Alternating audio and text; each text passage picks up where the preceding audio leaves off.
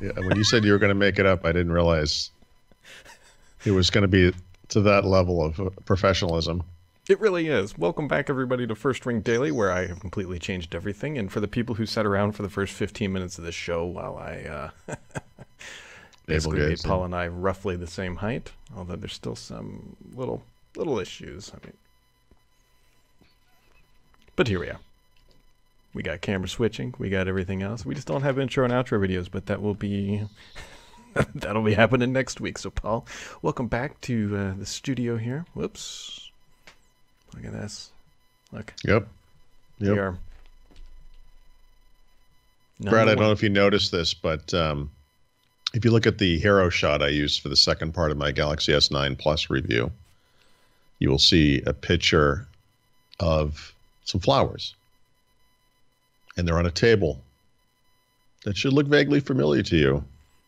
I am going to, because why not do it live? Let me whip up the website. While he does that, I'll explain. When we redid the kitchen a few months ago, we extended the counter so we could accommodate some stools. But that made it hard to put a kitchen table in there because there isn't really enough space to walk by and so forth. And so my wife said, you know what we need is like a table that's like half the width of a normal table. And then she said, how about that table down in the cellar that no one's using? I'm like, well, the plan is to use that table, but if you want to put it there for now, I just want you to understand that A, it weighs 500 pounds, and B, it's going to be temporary. So when Mark was home over whatever weekend a few weeks back, him and I laboriously, like using the same technologies the Egyptians used to create the pyramids, got that thing up the stairs and put it in the kitchen. It looks good, Paul. That was it almost looks like it belongs. Yeah, it's a real nice desk. Maybe you could use it one day for Actually, what I should do is I could just put the camera in there and I'll just do the podcast from the kitchen. But you have to change the flowers each week. That's yeah, of course. Apparently, according to the chat room, there is breaking news here, Paul. There is Windows insiders have released build 17134 to the slow ring. Oh, okay, that's good. Yep. Good. I can write about that after we're done. That's good. Okay, that's a good sign because there were rumors of further delays. When did the new build hit the fast ring? Was that Monday or Tuesday? Monday, probably. I think something like that. Yeah. Yeah. So that took longer than it did last time when we were on 133. Remember, the turnaround time from fast to slow was 2 days, but this is probably a more regular schedule. I think they want to make sure it's right, and I think it going to the slow ring after what happened last time suggests that they feel pretty good about this build. Yep. Next step would be release preview. So. Yep. Okay. Good. Yep. Getting back to the actual show notes here, Paul. Actually, I didn't even see this. So Google calls out Microsoft on a Windows 10 S flaw. Yeah, you have to really read this thing close to see they mean Windows 10 S. It actually does say 10 S, but they don't put an S, a space between the 10 and the S, in the way that they write it because they're Google and they don't care about Microsoft. But Google's policy is they discover a security vulnerability, they give the maker of the platform 90 days to fix it. They warned Microsoft ahead of the April Patch Tuesday, the schedule is expired. Are you going to fix it? And Microsoft didn't. So they revealed the flaw. And it is in Windows 10 machines that have a feature called Device Guard enabled, meaning basically Windows 10S, which has that feature enabled by default. I guess my side commentary to this is simply that, well, two things. One, Google, you're dicks. And two, Windows 10S is sold on this security promise, but as I've kind of pointed out in the past, all of the promises of Windows 10S are theoretical, right? That the performance stays the same over time, that the battery life is better, that the security of the system is stronger. Those things are all kind of really easy to say, but I don't know that there's any proof of any of that, to be frank. But you got to remember that Windows 10S is just a mode on top of Windows 10 Pro in this case. And the whole Win32 thing is still there in the system. It's still working. So I don't know. And as I pointed out in my article back in probably February, as I use a Windows 10S system. It's right next to me. You can't see it, but it's over here. And I got a virus on Windows 10s. Oh, and I use that computer fairly regularly in the sense that I use it for the book and I take screenshots and everything. But I don't use that computer as a computer. Like I don't sit there and browse the web on it and do stuff like I do on this computer, which is a real Windows 10 computer. And it got a virus. So, I'm using some anecdotal information here, but this is not a positive development in my opinion. Interesting. Speaking of Google, by the way, so Google very weirdly announced a thing called Chat yesterday. Oops, I have these buttons backwards and it's really screwing me up. They released Google Chat and they only told The Verge about it for whatever reason they felt that was appropriate. Sure. But anyway, so it's a thing called Google Chat. It is not a new chat application. It is taking their old Android SMS app and they're adding new features to it. Most notably, they're adding it uses universal profile for rich communication services, which is, think of it as a next-gen SMS. And so basically what they've done is they've gone to all the carriers, and all the carriers are like, yeah, we'll support that. And Google's like, great, we'll build it into the Android messaging app. And it's very similar to iMessage, meaning that you can send GIFs and videos and all that stuff. And it's just kind of a rich text SMS. If one person on the communication tree does not support it, it falls back to SMS, just like iMessage. It'll automatically be turned on inside of Android Message as long as everything is supported. But there's a couple downsides here. One, it's not encrypted end-to-end, which to me is almost a deal breaker from day one for a lot of people. That here's a new service, it's in bed with the carriers, it's not encrypted. And the other thing, Paul, I think is going to be a deal breaker here. Paul, refresh my memory here. Are carriers known for caring about consumers? No, they're not known for that. Yeah, I'm very much expecting. This would not surprise me at all to see Verizon announce a new, more everything chat communication plan for an additional $299 to $499 a month to be able to support the service, which is probably why the carriers are like, oh, we can upcharge for this. Yep. If I referred to Google as being a dick. The carriers are way worse than Google in that regard, for sure. The Verge did a pretty good job of breaking down the 2,000 messaging solutions that Google has created over the past 5 or 6 years. A couple of years ago when they introduced Allo and Vera, as I call it, or Allo and Duo, I was like, first of all, no one needed another messaging app, idiots. And then you released 2. And then since then, they've completely changed the direction of Hangouts. They've added Hangouts Meet, I think it's called, which is like a video conferencing thing for Hangouts. And it's like, guys, just get your act together. So for whatever it's worth, I like the Android Messages app, messaging or whatever it's called.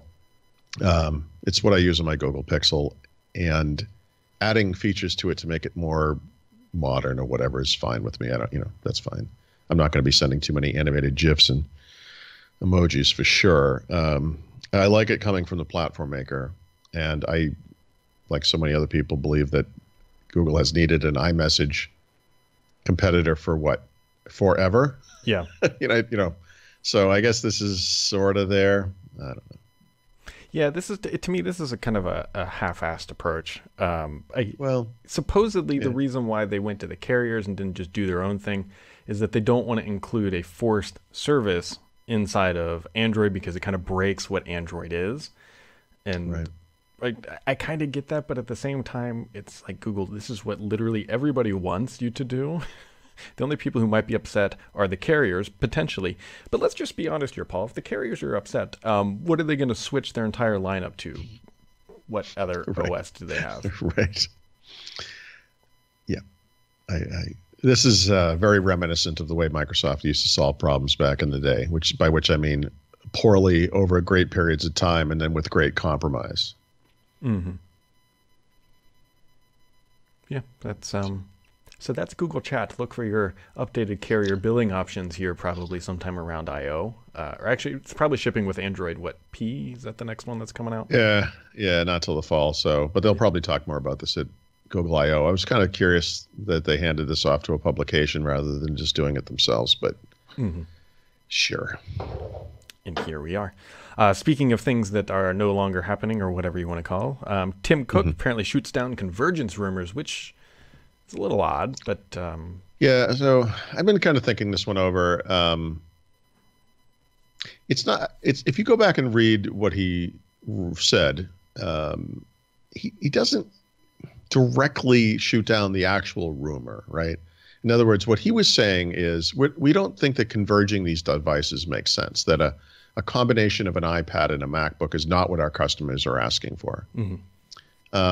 Yeah, I don't know what his customers are asking for. I think the 2-in-1 market has kind of spoken for itself, and that bringing iPad-like features to the MacBook makes tons of sense. Like actually converging the MacBook and the iPad may not make sense, right? But the ability to run iPad apps on a MacBook, even without touch features, I actually think that makes tons of sense. And he doesn't necessarily say that they're not doing that, right? Gotcha. So this could be a very Steve Jobs-like way of hiding what it is they're really doing by kind of talking around it. So my initial reaction to this was slightly negative. I don't know if you read my little commentary on this, but he may be just, I don't, kind of speaking around it. The more I think about it, the more it seems like that to me. And I don't look. Sure. No offense to Tim Cook, I'm sure he's a great guy, but he's not exactly a product visionary or a product guru or design guy or whatever. And I am sure he's in touch with what his customers want. I mean, his company is slightly successful. I get it, but a little bit. Yeah, but that doesn't mean that they're doing everything right for their customers, right? I mean, I feel like the majority of people who have an opinion about this topic would agree that adding touch capabilities to the Mac wouldn't hurt anything and would help a lot. And I've made the case in the past that even if you just look at it from a developer perspective, people who are creating iOS apps on that platform, it would benefit those people. It would make app development easier, just so you could test the apps without having a device attached. I mean, it's just I just don't understand the reluctance to do something is so obviously not a problem, but there we are. Yep. No, actually what was running through my mind is obviously there's been a lot of leaks around Apple, right? There's been a lot of stuff about their new subscription service, what's coming and all that good stuff. And I think you might be right that he found a very narrow line to walk that makes it sound like he's refuting some of those rumors to kind of like push back and be like, maybe not everything that's leaking is true. But he's weaseling his way in between the words to find an alignment to make it seem like that, maybe those leaks aren't quite what they seem to be. You could probably find the data from IDC rather, or Gartner, where they might break down PC sales by percentages of device types. And I bet what you would find is that 2-in-1 PCs overall, just 2-in-1 PCs, right, outsell MacBooks by some huge margin. Sure. There's a market for these things, and there is absolutely a market for this type of device from Apple specifically. And if you look at all, as far as like, he had said some terrible things about, like you can converge like a microwave and a refrigerator or a toaster and whatever the phrase was. And it was just kind of like to belittle the 2-in-1 or whatever. But look at the crazy crap that they've done to the MacBook. They've created a keyboard that can't be repaired, that can be brought down by a crumb. They've added a trackpad that's the size of Rhode Island. They've added a silly-looking cartoonish touch strip to a professional, expensive laptop and not given power users a way to opt out of it. And somehow the genius behind all those decisions knows that his customers don't want touch on the screen or the ability to run iPad apps, maybe. That's ridiculous. I will throw one other thing because I enjoy piling on Apple when given the opportunity. There's another very popular YouTube channel out there called Linus Tech Tips, and they bought an iMac Pro, and they broke the screen. They broke it, and they can't get it repaired because they can't get the parts shipped. Well, at least the computer wasn't expensive. Did they break it on purpose? I mean, did they do something? They were doing a teardown video, and when they were, I think, putting the screen back on, the guy dropped the screen, and there's a cracks along the bottom, and so they're just trying to get a replacement display. and that's amazing. They can't do it, and so. Yep. Wow. How much does an iMac Pro cost? It's got to be like $5,000. Yeah, I think they found a way to best the Surface Studio with that machine. Yeah, well, at least it supports pen and touch. No? Yep. Yes. Anyways, folks, well, it is Friday here, and one of the things that we do on Friday is take a look back at some of the comments and read them better, worse, or indifferent. And this one actually comes from the forums. It comes from B. Harris. He says 1803 is a disaster, and he lists out all the problems he's had trying to run it. And I'll be very curious to see if this new build fixes any of that and what build he was actually running. But I think, Paul, you've had quite a few issues with this latest iteration. Yeah, which is why I think today's news about it hitting the slow ring is good news, because I was a little bit worried about this. The recap on this is that when 17133 was the RTM build, I had experienced 2 blue screens, both of them on the PC reset function. So it's probably fair to say in both cases what I had done was use the magic window trick to upgrade to what was then the RTM build.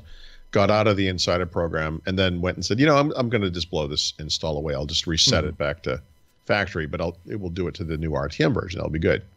And in both cases, it blue screened on the reset, which I'd never seen before that point. And in one case, I had to go back to my Windows 10 USB key that has the previous version on it just to get the thing up and running. The other one actually worked the second time.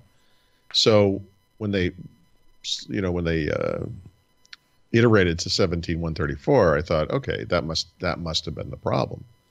And I had to go redo the magic window trick on all my PCs. And on one of them, I got I guess it was a green screen in this case because it was on the beta or whatever, but upgrading to 17134, and it was like, like what's going on here? But I don't know.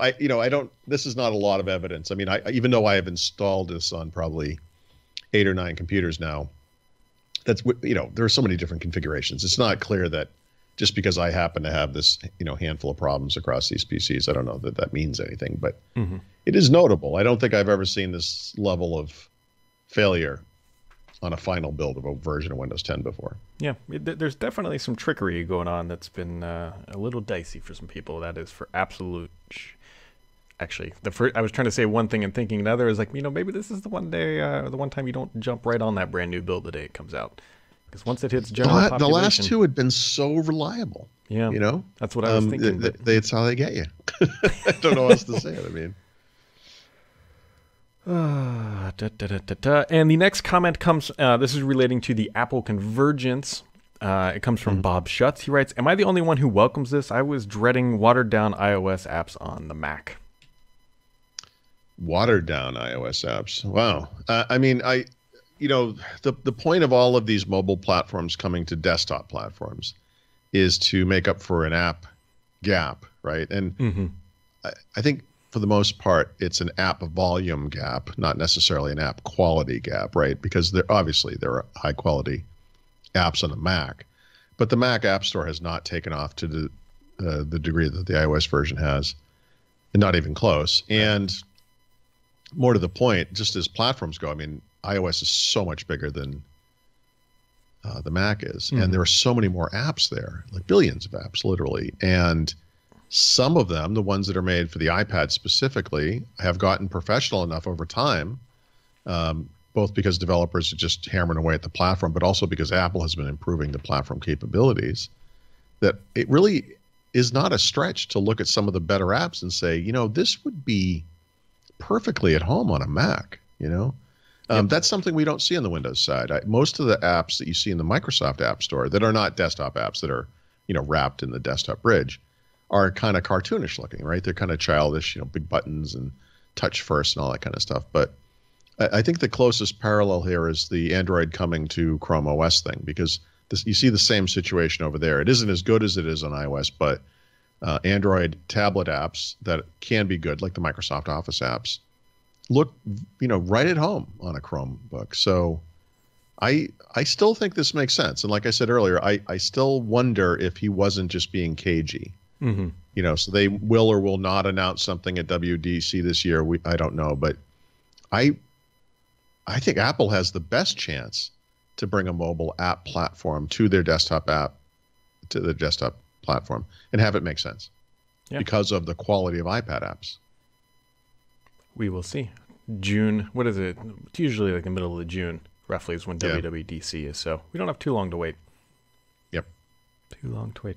Paul, you got anything else on this very warm and lovely Friday? Well, it's not crazy warm, but it is mid-50s. Not so warm, but yeah. Just one quick thing. I'm gonna write this up. It's gonna be really short, but I just think this is kind of a cool idea. I get a lot of marketing emails from companies that are like, hey, we made this app, or we made this little product, or we did this thing, or whatever. Would you look at it? And I usually just look at it and go, yeah, not really. But I saw this one, and I actually think this is kind of cool. It's called like a phone. I guess it's a phone B, like BAE. Is that how you said it? Or a phone bay? Bay. Phone bay. I'm old. Phone charger, right? So you've seen these like kind of tubular charges, like this kind of thing, right? It's like a little tube or whatever. Yeah. But the thing that this adds to that, it's just like typical $20 little part or whatever, is that little tray thing you see there. And what that does is it lets you put the phone in it, so you can like watch a movie while you're charging the phone. So if you kind of, I don't know if I can orient this correctly so you can see it, but it kind of sits in the, and it it just sits there. And I mean, it doesn't cost them anything to add this. Like every one of these should have this. Like it's such a neat little addition. So you can plug the thing in. You could be on a plane or whatever, watching a movie on your phone. You're not draining the battery because you're charging it. So I have no way. I'm not going to really be able to test it as far as, how well it charges, et cetera. But in this particular version only came with a micro USB cable, like one of the short ones. But I keep a short version of each cable in my bag when I travel, so I can have Lightning or micro USB or USB-C anyway. So when I'm going to Boston next week, I will bring this and I will test it, but I'll just write up something short about it probably today or tomorrow. It's just a neat idea. It's just kind of I saw this, I'm like, yeah, okay, actually that one's kind of cool. That's a cool idea. Yeah. No, what about you, Brad? That's interesting. That was actually the exact same experience with that Kit Sound Echo speaker thing that I had. I was like, Yeah, you're like, okay. Yeah, because usually it's like you just kind of dismiss these things. It's like, and it's like you're just about to hit delete, and you're like, actually, sure, why not? Yeah, I write them back. It's like, I don't normally do this kind of thing, but okay, I'll look at it. There you go. Well, folks, I think that wraps it up for today in the brand new refurbished studio as I try to get everything back aligned and back into semi-quasi-whatever order. But as always, appreciate everybody tuning in. We'll have a replay up here in a little bit, and we'll catch you right back here next week on First Ring Daily.